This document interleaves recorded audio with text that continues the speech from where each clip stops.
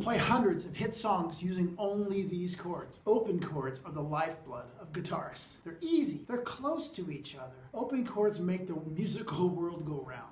Know them, love them, play them. An open chord is played on the first 3 frets of the guitar. They contain one or more open strings, hence the name. When learning an open chord, make sure you're using your fingertips, the accusing part of the finger, versus the pads where the cops get your prints from. Keep your wrist bent, allowing your fingers to curve so they do not block the other strings from ringing. When strumming, play each string slowly, one at a time, so you can hear if it's ringing clearly. If you get what I call a chicken cluck, like this, there are usually a couple of reasons. Number 1, there's not enough pressure. Number 2, you're not close enough to the fret. Or number 3, another finger is in the way. Move your hand, wrist, and fingers around until the notes can ring clearly.